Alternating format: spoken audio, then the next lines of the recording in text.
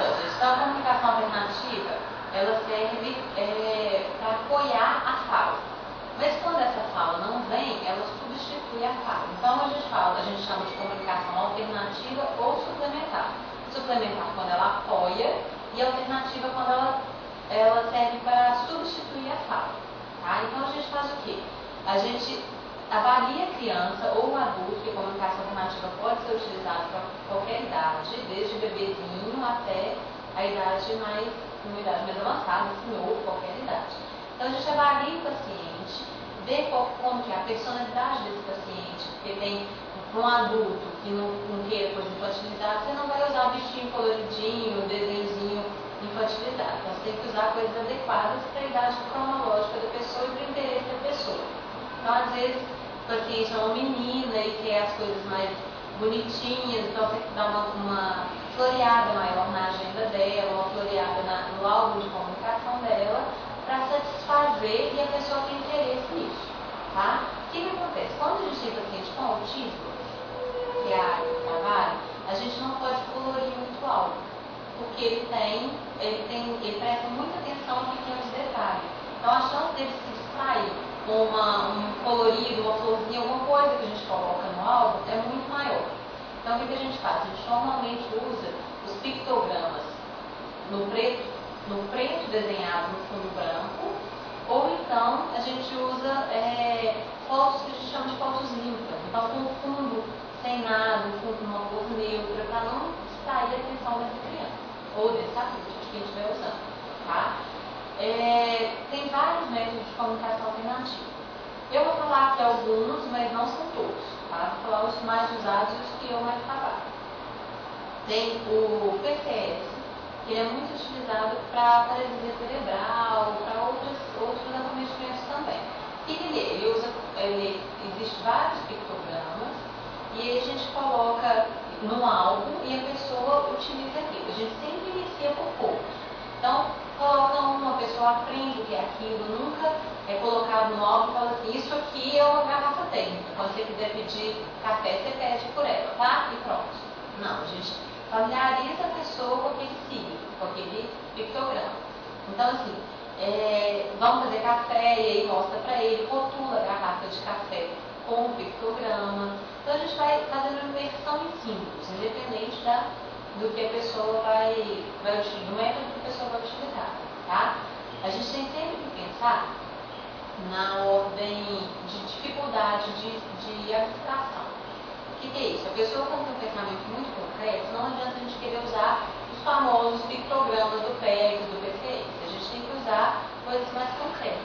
Então a gente usa objeto mesmo concreto. Vai tomar um Yakult? Vai fazer com o Yakult? Então esvazia o Yakult, encapa o potinho do Yakult para a pessoa usar aquilo ali. Pictograma do banho. Então pega um sabonete, coloca no cartão para a pessoa mostrar que quer banho ou que vai tomar banho com aquele cartão. Tá? Quando a pessoa tem um pouquinho mais de simbolismo, a gente já passa para a fotografia, por exemplo. É um pouco mais abstrato, mas não muito. Então pode ter foto da criança executando alguma ação ou de algum objeto, de alguma coisa. As da criança a gente tem que tomar muito cuidado, que acaba ficando tudo muito parecido. Então a criança fazendo xixi, a criança tomando banho, a criança dormindo. É tudo muito parecido. Então a gente tem que dar um jeito de diferenciar o fundo, diferenciar a distância da foto para não confundir a pessoa que vai utilizar isso aí. Tá? Todos os cartões, eles têm o escrito em cima do que é, para ajudar a pessoa que está comunicando com aquele ali que precisa dessa ajuda e também para facilitar na hora da alfabetização. Então, assim, a pessoa com autismo, ela tem muita facilidade de uma leitura logográfica, né? De olhar a palavra e reconhecer a palavra sem necessariamente estar lendo todas as sílabas. Então a gente sempre coloca o escrito em cima do que é com letra em caixa alta, que é a mais fácil de ser reconhecida, e aí a pessoa vai aprender pode ser que seja um canal para ela aprender a leitura também. Tá? Então a gente sempre tem que apostar que o paciente nosso vai dar conta de muita coisa. E aí a gente já vai pensando lá na frente. Tá? Se não der, não vai atrapalhar isso aí. sempre no branco, com fundo preto, para não ter dificuldade. Então vamos lá, estou falando do PCS. PCS são os pictogramas que a gente coloca que a pessoa coloca no álbum e ela aponta quando ela quer alguma coisa. E aí ela pode construir frases, eles são divididos em categorias. Então tem a categoria social, a categoria de verbos, de substantivos, de adjetivos, pessoas. E aí a gente vai montando frases para tudo ali. Outro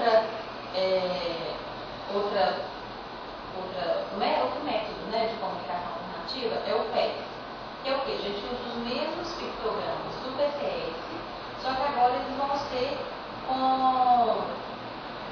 no fundo branco e só o contorno feito, né? Tem tanto colorido igual tem no PCS. E aí a gente faz existe no PEC da troca. Por quê? Porque o PEC foi desenvolvido para pessoas que têm autismo. Claro que a gente pode usar com outras pessoas também que precisam das mesmas ser trabalhadas as mesmas habilidades. Mas a pessoa com autismo ela tem muita dificuldade de intenção comunicativa. Ela não chega para você para se comunicar. A não ser que seja muito, as que não são trabalhadas, né? Até serem trabalhadas. Então, assim, a não ser que seja muito necessário para ele. Então, o que a gente faz? O cartãozinho é sempre com velcro, e aí tira o cartão e entrega para a pessoa. Por que isso? Porque quando ele vai tirar o cartão e te entregar, ele está iniciando a comunicação. E aí a gente trabalha uma mobilidade que é muito difícil para a pessoa com autismo, que é essa de iniciar a comunicação. Outra coisa que o PEC trabalha muito é a atenção visual. O autista tem um canal visual mais aguçado do que o canal auditivo.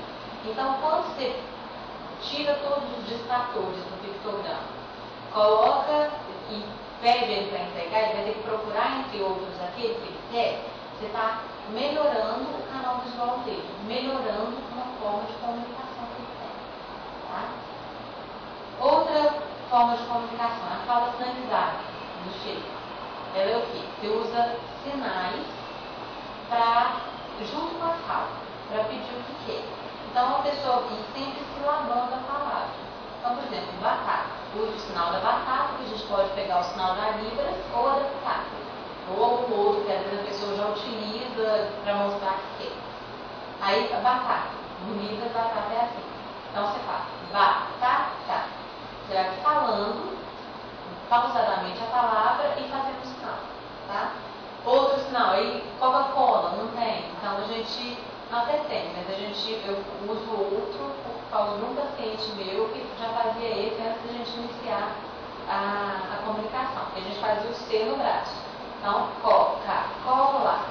E aí começa a pedir dessa forma. Todas as vezes que ele faz o sinal, a gente fala a palavra para ele. Então, a batata dele. Ele vai fazer e alguém vai falar. Algumas crianças com autismo, que esse método também foi desenvolvido para o autismo, pode ser usado em outras deficiências, deficiência mental também, sem problema nenhum. Mas algumas pessoas que começam a utilizar esse método, começam a pronunciar as palavras, as sílabas junto, às vezes parte da sílaba, a sílaba. E o que acontece? Quando você mostra o tamanho dessa palavra para a pessoa, a chance dela falar a palavra inteira é maior. Né? Porque ela não vai ouvir igual, às vezes a gente trabalhando com desenvolvimento normal, a criança começa inho, querendo carrinho. E depois ela está querendo o biquinho, ela fala o mesmo inho. Então a gente diminui essa possibilidade. A criança já começa falando mais ou menos a palavra com o número de sílabas que ela tem. Tá? Às vezes começa só pela vogal, às vezes coloca uma consoante no meio, às vezes consoante errada. E aí aos poucos a gente vai trabalhando essa fala da pessoa. E aí, qual que é a vantagem maior da comunicação alternativa? Quando a gente fica trabalhando por muito tempo a linguagem de uma criança que não consegue se comunicar, ela acaba perdendo tempo de comunicação, dessa comunicação oral parecida. Então, quando a gente dá esse suporte à comunicação alternativa, nesse momento, pensando numa comunicação suplementar, que ela vai vir para apoiar uma futura fala, a gente garante que a criança tenha uma forma melhor de comunicar, não seja só apontar ou só puxar e levar a pessoa para onde quer, que é muito normal a gente ver isso. consegue introduzir um método alternativo de comunicação antes dessa fala, sem esperar que essa fala aconteça, é muito positivo. E aí, como que a família vê isso, né? Normalmente, algumas famílias elas têm uma resistência em relação à comunicação alternativa, porque acham que a comunicação vai inibir a fala. Só que não é isso que acontece. Quando você está desenvolvendo a linguagem junto com essa comunicação alternativa, você acaba estimulando a fala. Então, o trabalho que a gente tem que fazer com a família é muito grande também.